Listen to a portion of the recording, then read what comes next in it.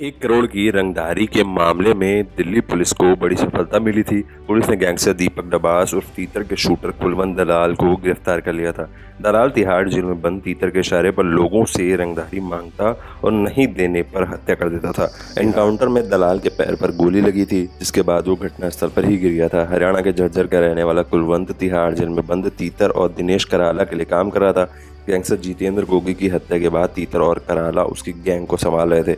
Jail के अंदर से ही सनसनीखेज वारदातों को अंजाम दे रहे थे। इसमें लोगों को धमकी देकर रंगदारी मांगने से लेकर सुपारी किलिंग तक शामिल है। दिल्ली की सबसे हाईटेक और सिक्योर कही जाने वाली तिहाड़ से ऑपरेट होने वाली इन गैंग्स के सरगना अपने गुर्गों के जरिए बड़ी हस्तियों, बिल्डर, बिजनेसमैन, कॉन्ट्रैक्टर और काली कमाई करने वाले लोगों को टारगेट करते हैं।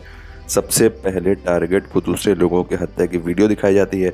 इसके बाद सोशल मीडिया के जरिए उन्हें जान से मारने की धमकी दी जाती है। डर का माहौल बनाने के बाद इन गैंगस्टर्स के गुर्गे उस व्यक्ति से उसकी हैसियत के हिसाब से रंगदारी की मांग करते हैं। ये रकम लाखों करोड़ों में होती है। जो नहीं देता है उसे इनके शूटर मौत की नींद सुला देते हैं। कई बार डराने के लिए जानलेवा हमला भी करते हैं। लाख सख्ती के बावजूद गैंगस्टर्स जेल के अंदर किसी न किसी तरह से मोबाइल फ़ोन का जुगाड़ कर ही लेते हैं।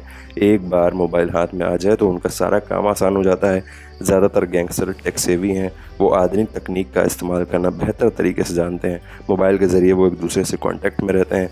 दिल्ली पुलिस के एक बड़े अफसर की माने तो ये गैंगस्टर सोशल मीडिया प्लेटफॉर्म जैसे कि फेसबुक, मैसेंजर और टेलीग्राम का इस्तेमाल अपने मैसेज भेजने के लिए करते हैं। इनके ज़रिए अपने गुर्गों को निर्देश भेजते हैं। पैसों के लेन देन के लिए पेटीएम, फ़ोनपे, गूगल पे जैसे ऐप्स का इस्तेमाल करते हैं। ज़्यादातर गैंग्स वारदातों को अंजाम देने के लिए नाबालिग लड़कों का इस्तेमाल करते हैं। इसके पीछे सबसे बड़ी वजह ये होती है कि ये नए लड़के होते हैं, इनका कोई आपराधिक इतिहास नहीं होता है। ऐसे में वारदात को अंजाम देकर ये आसानी से भाग निकलते हैं। दूसरा, पकड़े जाने के बाद भी उन्हें बाल सुधार गृह में डाल दिया जाता है, जहाँ से बालिग होकर छूट जाते हैं। तीसरा, इनको ऐप्स के ज़रिए सुपारी दी जाती है।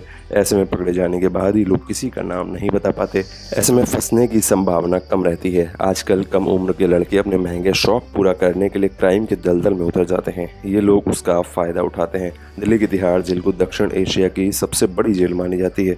भारत की सबसे सुरक्षित जेलों में से एक है। इसमें 17,500 से ज़्यादा अपराधी एक साथ रहते हैं।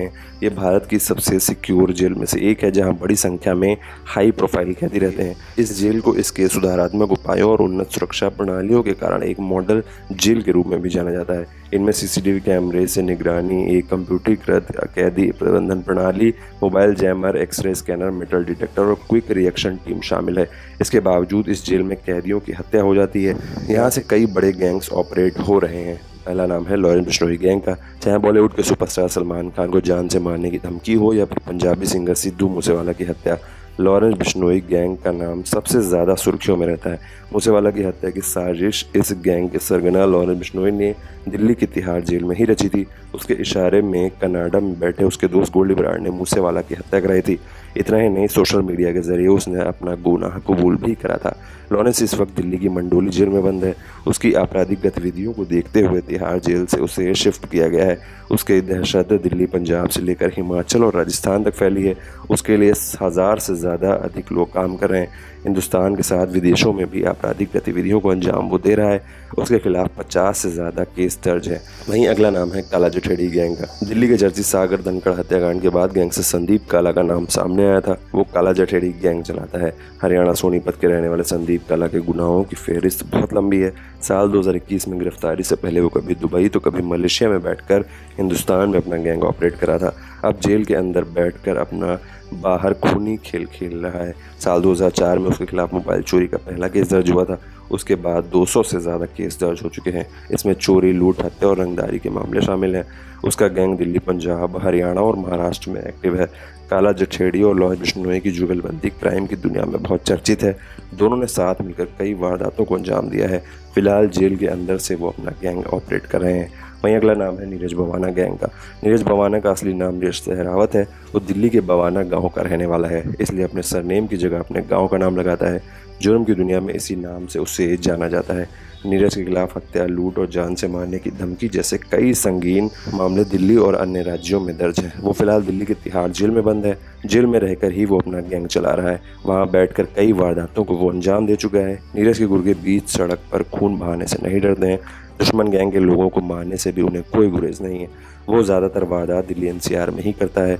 उसके साथ रह चुका सुरेंद्र मलिक उर्फ नीतू दाबूदा उसका सबसे बड़ा दुश्मन माना जाता था, लेकिन उसके गुर्गों ने उसे मार डाला। नीरज भवाना का नाम पहलवान सागर धनखड़ हत्याकांड में भी सामने आया था। वहीं अगला नाम है गोगी गैंग का। गैंगस्टर जितेंद्र मान उर्फ गोगी तिहाड़ जेल से दुबई के कारोबारी से 5 करोड़ की रंगदारी मांगने के बाद सुर्खियों में आया था। उसे साल 2021 में रोहिणी कोर्ट में टिल्लू ताजपुरिया के 2 शूटरों ने गोलियों से भून डाला था। टिल्लू ने अपने गुर्गे पवन की हत्या का बदला लेने के लिए उसकी हत्या कराई थी। गोगी और टिल्लू के बीच रंजिश की शुरुआत कॉलेज के समय से हो गई थी। छात्र संघ चुनावों में दोनों ने अपने अपने प्रत्याशी उतारे थे। इसके बाद उनके बीच कई बार मारपीट हुई थी। दिल्ली के अलीपुर गांव का रहने वाला गोगी 3 बार पुलिस हिरासत से फरार हुआ था। इसने दिल्ली और हरियाणा में सबसे ज़्यादा क्राइम किए हैं, जिसकी वजह से दिल्ली पुलिस ने उस पर 4 लाख और हरियाणा पुलिस ने 2 लाख का इनाम रखा था। मकोका भी लगा था। उसकी मौत के बाद दीपक तीतर और दिनेश कराला जेल के अंदर से गैंग ऑपरेट कर रहे हैं। वहीं अगला नाम है हाशिम बाबा गैंग का। हाशिम बाबा का असली नाम आसिम है। दिल्ली के यमुना पार इलाके में सबसे पहले उसने गैम्बलिंग का धंधा शुरू किया था। आसिम संजय दत्त की तरह बड़े बड़े बाल रखता था। बॉलीवुड एक्टर की स्टाइल में फ़ोटो खिंचवाता था। बाद में अंडरवर्ल्ड डॉन अबू सलेम दाऊद इब्राहिम की तरह बड़ा डॉन बनने का सपना देखने लगा। यमुना पार में फैले नासिर गैंग में वो शामिल हो गया। व्यापारियों को डराने धमकाने लगा। इसकी गैंग तिहाड़ जेल से ही ऑर्डर मिलने पर ऑपरेट करती है और तरह तरह के क्राइम को अंजाम देती रहती है।